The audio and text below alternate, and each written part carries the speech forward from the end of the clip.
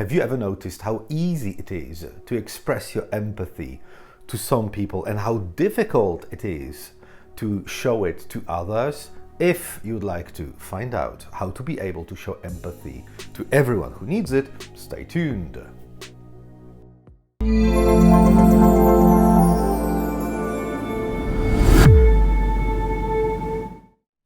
Hi, this is Sebastian Antonovich, and on my 5-Minute Psychology channel, I talk about psychology and ways in which you can use it in your everyday life. Today, let's talk about empathy and how amazing it is that we are able to show it to some people that we love, we care about, who are important to us. Empathy is something that makes us human, and this is something that helps us survive throughout the centuries and millennia. But why is it so that it is so easy to show empathy to some people, like for example someone you love and like and care about or look up to? The answer is very easy. This way we have a lot of positive emotions for these people, and empathy comes to us almost automatically. And for most of us, it's a very easy thing to do, to be empathetic towards such people. But what to do when you notice that there is someone needing empathy, but it just doesn't work in you, you just don't feel it, or you don't want to show it at this very moment? Well, that's perfectly natural as well, because if we see someone who is very different than ourselves, or someone who we don't feel any positive emotions about, then empathy takes more time to wake up. And then it's sometimes too late to show your empathy, because perhaps the moment has gone and there is nothing to show empathy to. But as human beings, we do have this need to show empathy to other people, never mind if they are important to us or someone totally unknown. But it's not so easy, not always, at least. If you would like to be able to show empathy to all people who need it, it requires exercise. Indeed.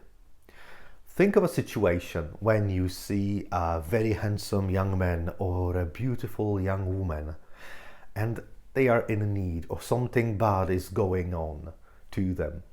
Probably in a situation like this, you will feel empathy quite quickly. Or think of a young parent, for example, young mother with a child in distress. Usually in such situations, empathy comes like this.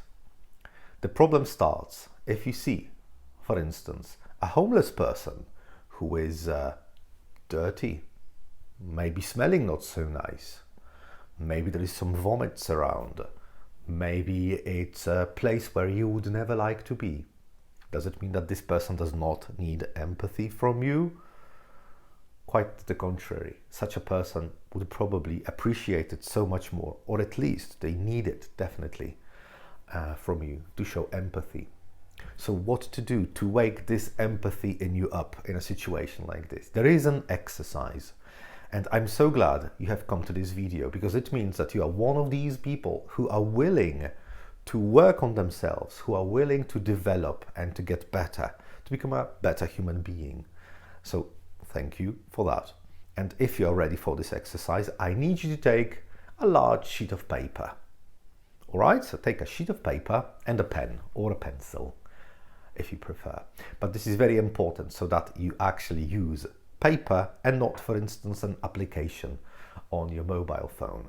With paper, it works so much better. If you need a moment, feel free to pause this video and come back with a sheet of paper and something to write. If you already have it on you, I want you to divide this sheet of paper with a one big horizontal line in the middle. All right? So draw this line in the middle, horizontal line. Perfect. I hope it's already done. First, we are going to work on the upper part of the sheet of paper. Now, this upper part, I want you to divide into with a vertical line. All right, so divide the upper part of the sheet of paper with a vertical part. On the left, at the top, I want you to draw a letter F. Right? F for feelings. On the right, I want you to draw an N, the letter N, which stands for needs. And right now, that's very important, I want you to close your eyes, if you feel comfortable with it. Close your eyes and think of one particular situation when someone made you feel bad, when someone commented on you, on something you did, or maybe on the way you looked, in a bad way that made you feel really bad or depressed or unappreciated. And on the left, where we have feelings, I want you to write down all these feelings that came to you when you heard it. Write as many of them as you possibly can and as you remember. If you don't remember too many of them, think what sort of emotions you could feel. If you're having trouble finding the right words to describe emotions, under this video, I will place a good list of feelings so that you can use them for inspiration if you need them. Write as many feelings as you can possibly think of. Give yourself a couple of minutes for that, let's say 5 to 10 minutes. Feel free to pause this video until then.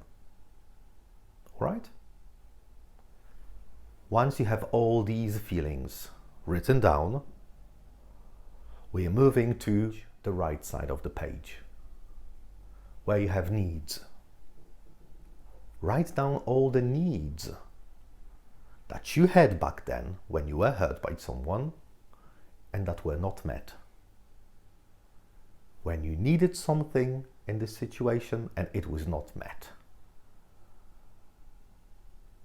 Whatever needs come to your mind, whatever needs you remember, whatever needs you can imagine you were having back then, write them down. If you're having trouble finding the right words, under this video you'll also find a list of needs. I hope it will be helpful for you. Use it for inspiration as well. Give yourself a couple of minutes for that as well. If you need more time, feel free to pause this video and write down as many needs as you possibly can, and then come back. All right?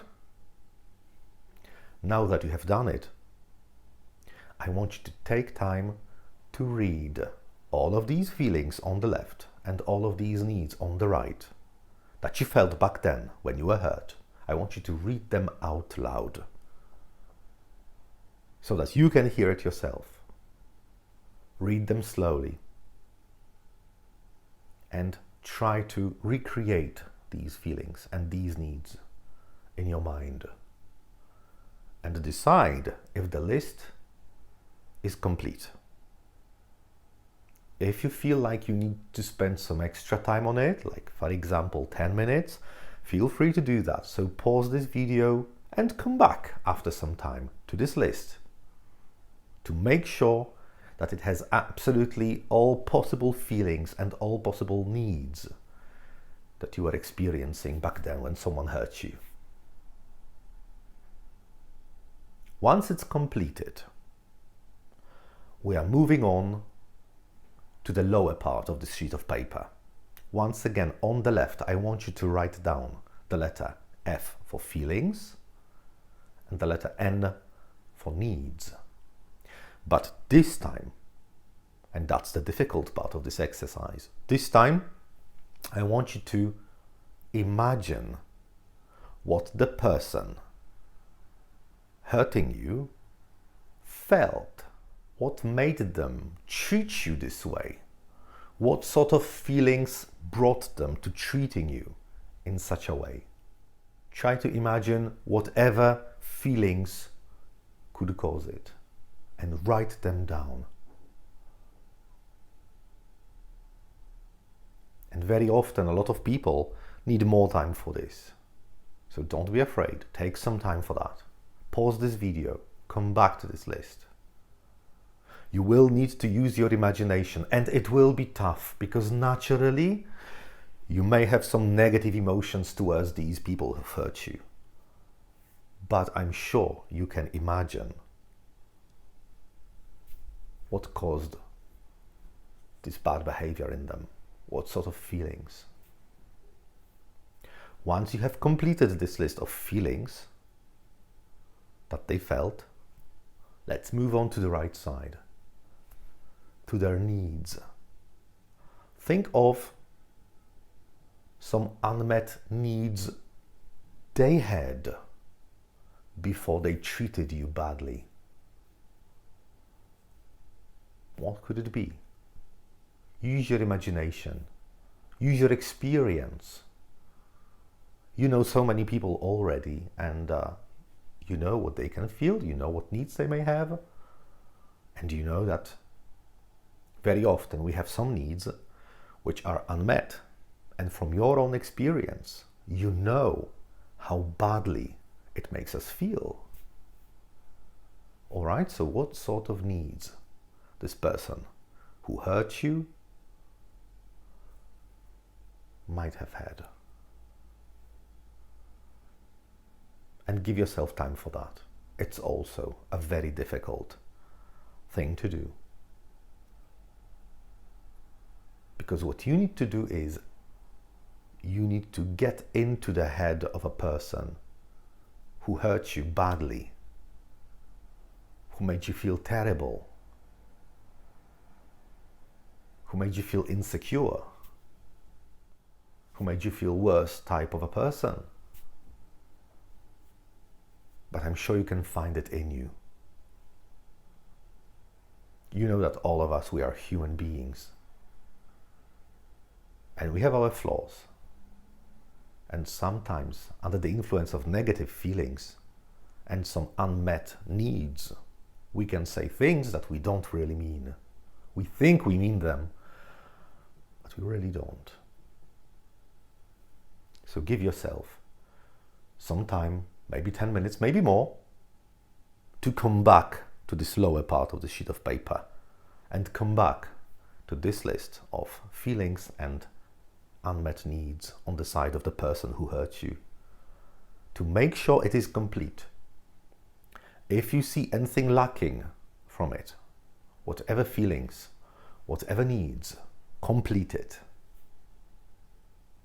From my own experience, I can tell you that a lot of patients coming to psychologists, when they do this exercise, they very often have problems with the lower part of this sheet of paper, when they have to write down all the feelings and all the unmet needs of the person who hurt them. And sometimes it's so difficult because the upper part of the sheet of paper, so our list of emotions back then and our list of needs unmet back then, is incomplete. Very often, when you are able to come back a couple of times to your own list of feelings and your own list of unmet needs, it becomes so much easier to find some more feelings and unmet needs on the side of the person who hurt you. Now, I need you to take a break. No matter how much you'd like to complete this exercise right now, I need you to maybe stretch your legs, go for a quick walk, or just open a window and breathe in some fresh air. Listen to some of your favorite songs. Do something else, something relaxing, and come back to this exercise. All right? At least after 5 minutes. You need at least 5 minutes for that. And this time, let it serve you to clear out the clouds in your mind and in your soul, and come back after these 5 minutes. Feel free to pause this video right here. Once you have done it, I want you to take a look at your own list of feelings and your own list of unmet needs. And once again, take a look at the list of feelings and unmet needs of the person who hurt you. And think again about this situation when they hurt you. Can you notice any change? Do you feel slightly less hurt? Slightly less harmed? Do you feel slightly better? If there is at least a tiny little change, then it means you can congratulate yourself because you have made a very mature, conscious shift in your empathy. And this conscious empathizing is one of the highest levels of empathy. If you have done it, it means that you are a truly mature person. If you feel it hasn't worked yet for you at all, don't worry too much. Because if this is the very first time in your life you're doing this exercise, this is perfectly natural. Most people are not able to see any difference after the first attempt. What you need to do is you need to come back to this video another day, maybe tomorrow, maybe in 3 days' time, or whenever you feel like. But it's very important so that you come back and do this exercise from the very beginning once again. And what we see in a lot of patients is that the more often they do this exercise, the more regularly they practice it, the better they become. Because you know what? These negative feelings we have to other people, these bad memories, and I'm sure you know that these memories, these bad feelings, they usually don't hurt the other person. They usually hurt someone else. Can you guess who it is? They usually hurt ourselves. They rot in us. They decompose our feelings and make us feel bad for no apparent reason, because very often we do not realize it. We do not realize that we feel anxious, stressed out, angry because of the negative feelings we have in us. And empathizing with someone who has hurt us helps us release the negative emotions and concentrate in the good in us. I hope you've enjoyed this exercise, and I hope that this way of exercising will help you develop to become an even better human being. On my channel you'll find plenty of such exercises, so just look around. I'm sure you'll find something for you. And let me know in the comments if you are able to feel some shift in your conscious emphasizing. And I'll see you next time.